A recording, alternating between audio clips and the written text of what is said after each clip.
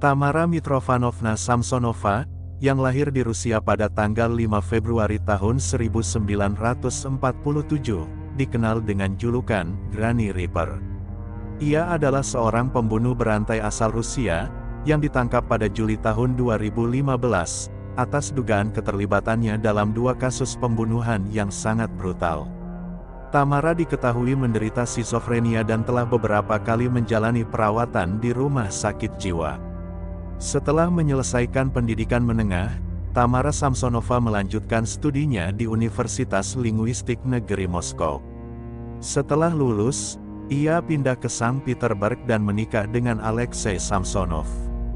Pada tahun 1971, pasangan ini menetap di sebuah apartemen di Jalan Dimitrov nomor 4. Namun, pada tahun 2000, Alexei Samsonov tiba-tiba menghilang. Diduga kuat Tamara bertanggung jawab atas hilangnya sang suami, dengan dugaan pembunuhan dan pembuangan jasadnya. Meskipun ia melaporkan suaminya hilang, penyelidikan tidak menghasilkan kemajuan apapun. 15 tahun kemudian, pada April tahun 2015, Tamara kembali melapor kepada pihak berwenang, kali ini kepada unit investigasi distrik Fruzensky di Sankt Petersburg, untuk memberikan keterangan tambahan terkait hilangnya suaminya. Setelah hilangnya sang suami, Tamara Samsonova mulai menyewakan kamar di apartemennya. Berdasarkan temuan penyelidik, pada tanggal 6 September tahun 2003, dalam sebuah pertengkaran, Tamara membunuh seorang penyewa laki-laki berusia 44 tahun. Ia kemudian memutilasi tubuh korban dan membuang potongan tubuh tersebut di jalanan. Pada Maret tahun 2015, Tamara bertemu dengan Valentina Ulanova, seorang perempuan berusia 79 tahun yang juga tinggal di Jalan Dimitrov. Atas permintaan seorang teman yang mengenal keduanya, Valentina setuju untuk menampung Tamara sementara waktu. Hal ini dilakukan karena apartemen Tamara sedang direnovasi, dan ia membutuhkan tempat tinggal sementara. Tamara tinggal di apartemen Valentina Ulanova selama beberapa bulan, membantu melakukan pekerjaan rumah tangga, memasak, dan berbelanja. Tampaknya ia merasa nyaman tinggal di sana, dan memutuskan untuk tidak kembali ke apartemennya sendiri. Sehingga, ketika waktunya tiba untuk pindah, Tamara menolak meninggalkan tempat tersebut. Hubungan antara kedua wanita lanjut usia ini perlahan memburuk, hingga akhirnya Valentina meminta Tamara untuk pergi. Tak ingin meninggalkan apartemen, Tamara memutuskan untuk meracuni Valentina. Ia pergi ke Pushkin dan berhasil meyakinkan seorang apoteker untuk menjual obat resep penazepam kepadanya. Setelah kembali ke kota, Tamara membeli salad Olivier, hidangan favorit Valentina, lalu mencampurkan pil-pil penazepam ke dalam salad tersebut sebelum menyajikannya kepada Valentina.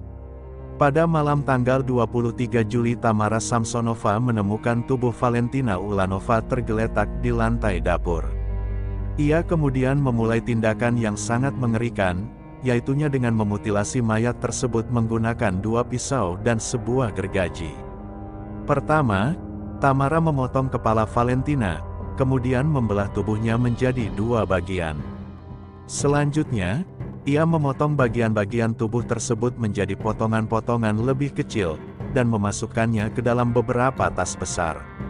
Untuk membuang tas-tas berisi potongan tubuh itu, Tamara harus bolak-balik keluar masuk apartemen beberapa kali.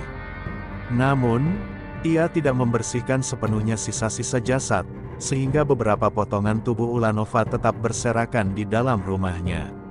Pada malam tanggal 26 Juli tubuh Valentina Ulanova yang telah dimutilasi dan terpenggal, dengan terbungkus tirai kamar mandi, ditemukan di dekat kolam sebuah rumah di Jalan Dimitrov nomor 10. Paket tersebut sempat tidak menarik perhatian orang-orang yang berseliweran selama beberapa hari, hingga akhirnya seorang warga penasaran dan memeriksa isi itu. Identitas Ulanova terungkap pada tanggal 27 Juli setelah pihak berwenang melakukan survei terhadap penghuni apartemen di sekitar lokasi. Ketika mengetuk pintu apartemen Ulanova, mereka disambut oleh Tamara Samsonova. Setelah memasuki apartemen, polisi menemukan jejak darah di kamar mandi, serta tirai kamar mandi yang sobek, yang cocok dengan pembungkus jasad Ulanova. Tamara pun segera ditangkap oleh pihak berwenang. Setelah penangkapan Tamara Samsonova, yang mendapat julukan Nenek Ripper, penyelidik menggeledah apartemennya dan menemukan buku harian yang mencatat detail kehidupan rahasianya. Buku harian itu ditulis dalam 3 bahasa, Rusia, Inggris, dan Jerman, serta ditemukan bersama sejumlah buku tentang ilmu hitam dan astrologi. Dari catatan tersebut, para detektif menduga bahwa Tamara, yang pernah bekerja di sektor perhotelan selama 16 tahun, mungkin melakukan tindakan kanibalisme terhadap beberapa bagian tubuh korbannya. Ia diduga memutilasi korbannya dengan memenggal kepala, lengan, dan kaki mereka. Beberapa sumber menyebutkan bahwa organ dalam, khususnya paru-paru, diambil dari semua tubuh korban sebelum dibuang. Polisi segera membandingkan catatan harian Tamara Samsonova yang detail dengan sejumlah kasus pembunuhan yang belum terpecahkan. Kasus-kasus tersebut melibatkan korban yang dimutilasi, dengan potongan tubuh yang ditemukan dalam tas-tas tersebar di berbagai lokasi di kota. Salah satu kasus yang menarik perhatian adalah penemuan mayat seorang pria tanpa kepala, tangan, dan kaki di jalan yang sama sekitar 12 tahun sebelumnya. Bukti yang ditemukan di apartemen Tamara, termasuk kartu nama milik korban, menghubungkannya dengan kejahatan tersebut. Selain itu, Tamara juga dicurigai membunuh suaminya, yang dilaporkan hilang pada tahun 2005 dan tidak pernah ditemukan, baik dalam keadaan hidup maupun meninggal. Buku harian Tamara Samsonova, yang dijuluki Nenek Ripper, mengungkapkan pengakuannya yang sangat mengerikan atas salah satu pembunuhan yang dilakukannya.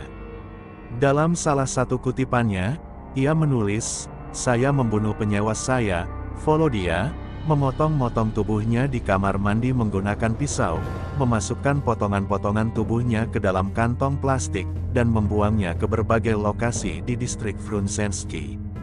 Para penyelidik meyakini bahwa Tamara telah membunuh dan memutilasi banyak penyewanya selama lebih dari 2 dekade. Tetangga-tetangganya menggambarkan Tamara sebagai sosok yang aneh, walaupun begitu mereka tetap terkejut ketika mengetahui pengakuannya sebagai pembunuh. Selama ini, ia memang jarang keluar rumah di siang hari, dan hanya terlihat beraktivitas pada malam hari saja. Penyelidikan mengungkapkan bahwa metode pembunuhan yang digunakan Tamara Samsonova melibatkan racun atau membius korbannya terlebih dahulu. Setelah korbannya berada dalam keadaan tidak sadar, Tamara mulai memutilasi mereka, menurut keterangan pihak kepolisian. Menariknya, para tetangga tidak pernah mendengar jeritan atau suara mencurigakan apapun dari apartemennya, meskipun kejahatan mengerikan itu dilakukan di sana. Dan lagi, meskipun menghadapi tuduhan serius atas kejahatan-kejahatan brutal yang dilakukannya, Tamara Samsonova justru tampak lebih khawatir dengan kehadiran jurnalis dalam persidangan terakhirnya. Kekhawatirannya terutama terletak pada kemungkinan tetangganya di Sankt Petersburg mengetahui tuduhan yang ditujukan kepadanya. Saat ditahan, ia berkata kepada para jurnalis, "Saya sudah tahu kalian akan datang. Ini adalah hal yang memalukan bagi saya. Sekarang semua orang di kota ini akan tahu berita ini." Tamara Samsonova kemudian berkata, "Saya telah mempersiapkan diri untuk menghadapi pengadilan ini selama bertahun-tahun. Semua ini dilakukan dengan sengaja. Tidak ada lagi cara untuk hidup. Dengan pembunuhan terakhir ini, saya mengakhiri semuanya." Setelah penangkapannya, Tamara menjalani serangkaian evaluasi psikologis yang menyimpulkan bahwa ia berbahaya, baik bagi orang lain maupun dirinya sendiri. Sebagai tindak lanjut dari evaluasi itu, ia dipindahkan ke fasilitas kesehatan jiwa milik pemerintah, tempat ia masih dirawat hingga saat ini dan kemungkinan besar akan menghabiskan sisa hidupnya di sana.